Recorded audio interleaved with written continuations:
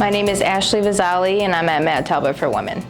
Growing up, I always felt like I wasn't a part of. I always had a mask on. I always made sure everything was okay on the outside, but on the inside I was screaming for help, and I didn't understand why, because I had everything always on a pedestal. I was always had to make sure everything was okay. I had to be good in school. I had to put on this mask that Ashleigh can't do anything wrong. I went to Kent. I discovered cocaine and I fell in love with it immediately. So I eventually dropped out of college, and then I couldn't maintain it. I started to work and I got into fashion real quick. That's what I was going to Kent for, is fashion merchandising.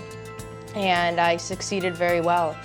But as well, I was always making sure that I looked okay. I had the car, I had the job, I had the house. My outfits were always put together. I always looked like that everything was okay.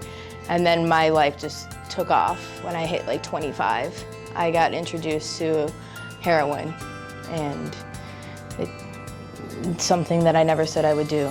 At the beginning when I first came, I've been to 5 different rehabs. I didn't want it. I was sent for the judge, or I was sent for DCFS because I did have my daughter at 27 and she was addicted to fentanyl. At the time, I still didn't think I had a problem. So then I finally started to take suggestions. I got into Alcoholics Anonymous. Still didn't take that seriously at first because I still was doing what I wanted to do. I was running off Ashleigh's will.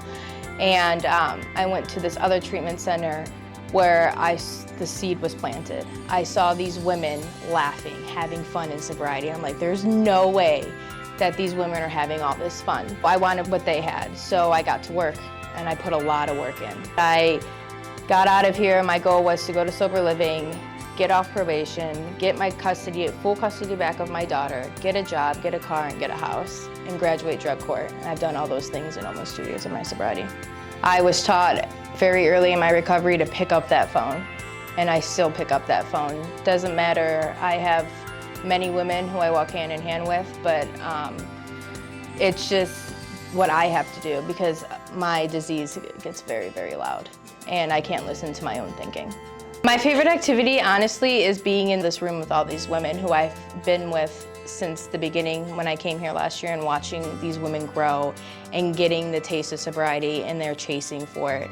That is my activity. I literally sit and watch, and I love seeing people grow in sobriety. It melts my heart. Literally my higher power working through others. Addiction is not fun, but it is a disease that I deal with on a daily basis. So I have to always tell myself, no matter what, as bad as I don't want to, that's just my disease telling me don't. But I don't. Getting high today is not an option. It's just not for me. And if I can get sober, I'm pretty sure anyone can get sober.